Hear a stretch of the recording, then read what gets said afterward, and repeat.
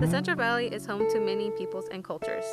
At the beginning of time, it was home to many native tribes, one of them being my tribe, the Tachi-Yokut Indians.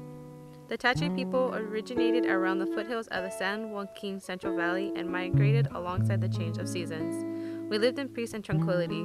We were hunters and gatherers. We respected Mother Earth and her offerings. But as time passed and colonizers entered the valley, we were hunted and expelled from our land. When miners and farmers settled in the area, our tribe was forcibly relocated to Kalinga in modern-day Fresno County. Hey, Sonica, do you want to hear a story? Sure, of course. All right, let me tell you a story about our Yokuts. So our Yokuts are actually from this area. This is our Dumluwis. We had lived here and took care of the land, this beautiful land, for centuries. After we had settled here, we were pushed out actually, and I had been moved to Kalinga. We were colonized, and while we were pushed out, we had to leave our homelands and our life, our everything.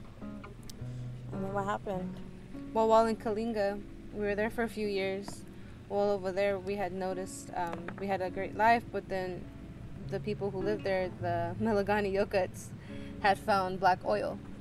Oh, wow. So when we were pushed out of our land from there, we actually had been pushed down to the Santa Rosa area, the Santa Rosa Rancheria right there in Lemoore.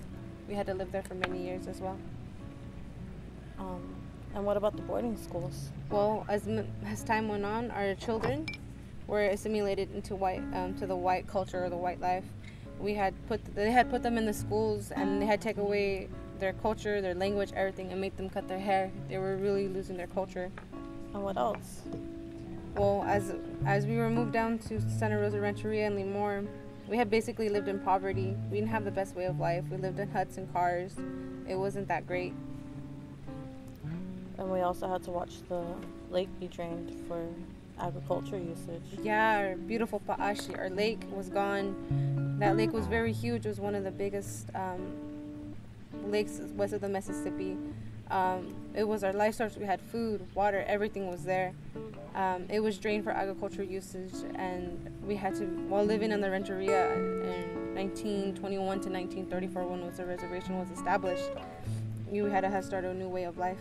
But they couldn't stop us from keeping the language and culture alive, though. No, it didn't stop us. We actually had become really strong people and kept continuing with our language and culture. And now we share this land with many different people and many different cultures. Yes, that is correct. This land has witnessed many stories and so many struggles. We are strong and resilient. We keep going.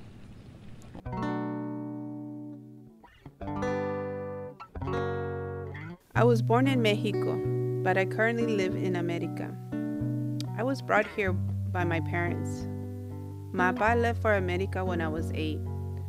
He left with my ma, with us and 5 children in total, and told us, "Me voy a América a ganar dinero para traerlos a todos aquí."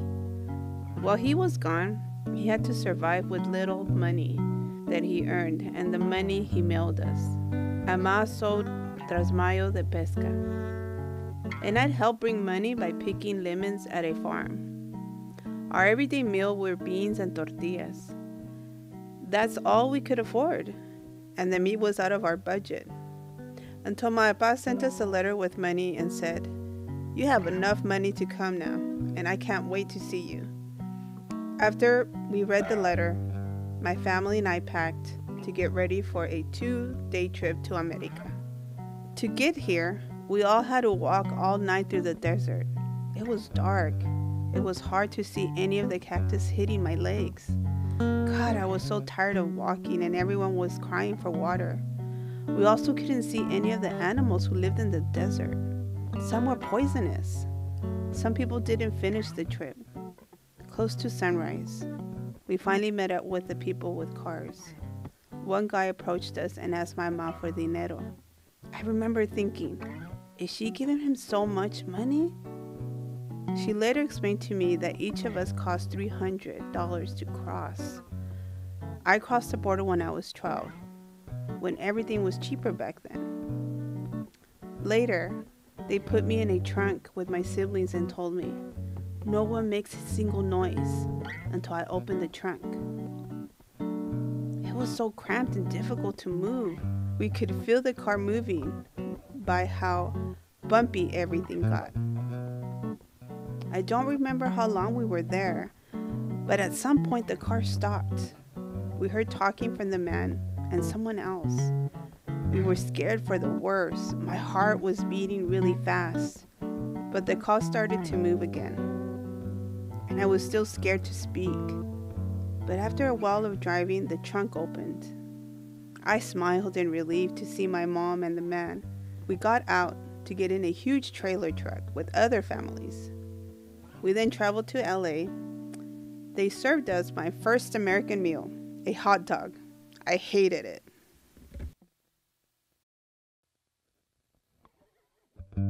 I was born in the Bay Area to broke parents that had to hustle every day to keep bills paid and mouths fed.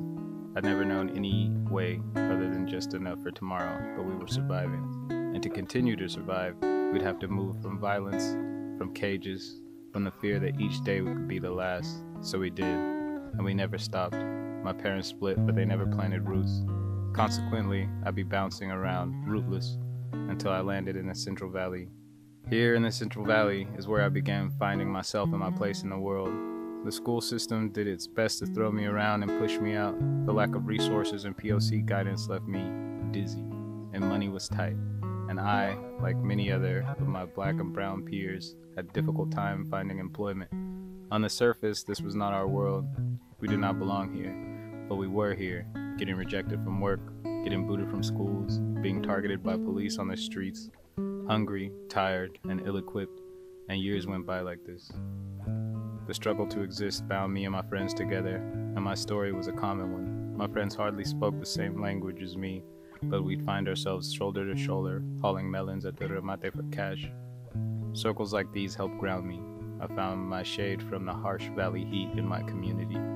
It took a lot of learning to make the most of what little we had. I learned the neighborhoods, the subcultures within them, bus routes and shortcuts. I learned who would pay for a strong back or a steady hand for a few hours. I picked up chunks of strange languages.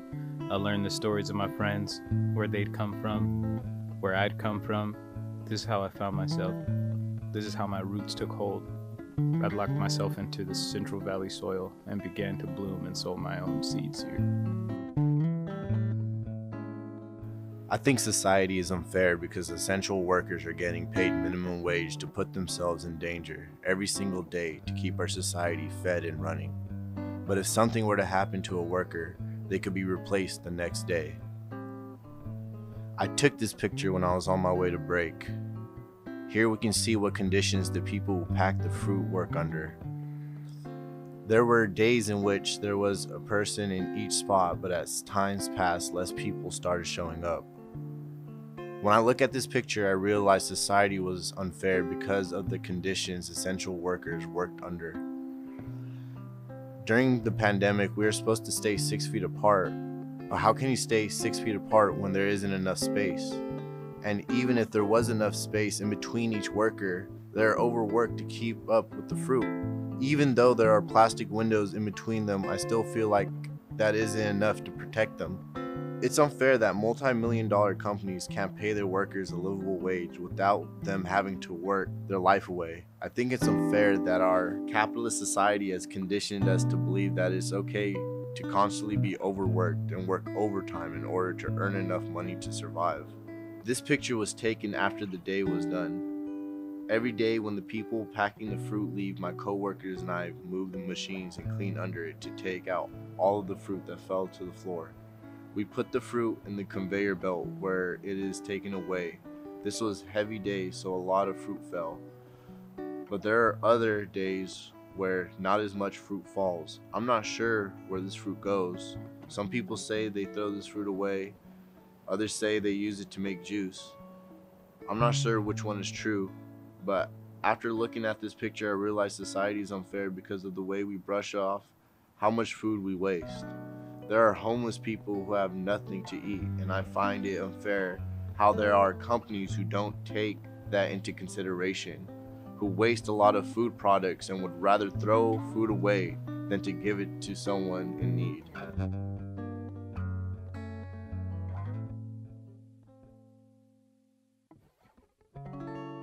In LA, we met with a friend of Apa's, who then drove us to Parlier, where my Apa's house was. I was so excited to see my Apa. We all ran to him with a big hug. After that, I grew up in my first American house in Parlier, and later moved to Fresno, where I raised my family and live my life now. Abuela, can we talk? Sí, mija, ¿qué tienes en mente? I wake up every morning at 5 a.m., just like my mom. And she gets up early to make lunch for her and Apa every day because they have a long day ahead of them. You know, the woman in Arriba Valle Central said it was going to be a record high this week. The 3 digits, they said. I wonder why Ama and Apa have to work so hard. You know, a lawyer works inside all day. Y míralos, they have a nice homes, they have nice cars, and they're even are home when their kids get home from school. Exactly. My parents had to travel for weeks by foot to get here and work day and night. Yet, we don't have nice cars or a nice home, and they're never home by the time I get home from school. It's not that they don't work hard enough. If they work harder than they already do, they would never be home again. I mean, will they ever be there for my games? Will they be there for my award ceremonies? And to my parent-teacher conference? If they work even harder, then they won't be able to do anything. I can't imagine what else they are going to miss out if they work harder. You know, a lot of good also comes from your parents working hard, mija. Of course, Abuela. I am very grateful for them. I just think the system is not fair. Have I told you about my best friends, Bao and Chloe? See, what about them? Well, we're not like most friend groups at my high school because we're all from different backgrounds. Bao is Hmong, and she says her family had to flee their homeland because of something called the Secret War. She tells me her family doesn't like to talk about those times. I don't understand why. You know, maybe it was very painful and they don't want her to think about it. But the thing is, my parents love to talk about the story of how they crossed the famous La Frontera. Yes, it's resilience, mija. We are resilient people. And my friend Chloe, she came here from Oakland. Her family had to move here because her parents could not afford the rent in the Bay Area because it was less expensive here. Well, if they hadn't moved here, you wouldn't have met them, right? I guess my point is, when we walk to school all the times in the neighborhood, all the homes look run down. The sidewalks are uneven, and some places don't even have a sidewalk. And our parks are not kept up. How can it be less expensive to live here, yet all our parents have to work hard to struggle to put food on the table, clothes on our backs, and a roof over our head? It's a hard world we live in, mija. That's why you have to go to school, keep your head up high, and work hard to get a little something for yourself and your family. But for what? The cycle only makes the rich guys richer and we stay in the same place. Only working more and more hours for the same minimum wage. Abuela, this is not just something happening in my friend's house. I think many people in the Central Valley are living this reality, and it doesn't sit well with me. But I'm only 14. I can't vote. My parents can't vote. My siblings can't even vote. What can I do? Mija, there's a lot you could do without being an adult or voting. There are many ways to create change no matter what your age is. You know, that's a hard lesson I had to learn as a young one. I was told to be quiet and be silent and not even have a voice of my own. Never had that opportunity. But you, mija, you have the drive and the energy, this perspective that is worth paying attention to. You're seeing the world from your perspective, and you can see through things that are invisible to most people. You know, the sistemas de poder, you can see through them. You have observed that many see them as normal. But you know what? It's not normal to be poor. It's not normal to have to leave your homeland because of violence and poverty.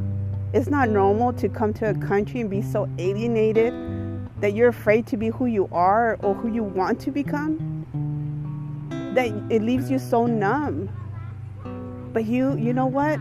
It's our duty to wake up and lead with example.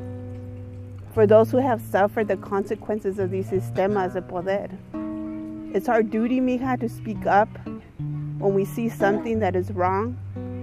We can't ignore these things, and they have to be addressed. So what are you going to do, mija, to create a better tomorrow? A better tomorrow, not just for you, but for everyone around you. My quince is coming up soon, and I know a lot of people are going to be there, especially family from out of town and out of state. Maybe I can use this opportunity to talk about this stuff? I know that quinces are usually filled with beer, food, and dancing, but maybe my quince can be different. A quince with food and dancing, but instead of beer, we can have pláticas, conversations sobre our current reality. We could talk about issues me and my friends are worried about, and see if together we can all make a better tomorrow for us and by us. What you think, abuela?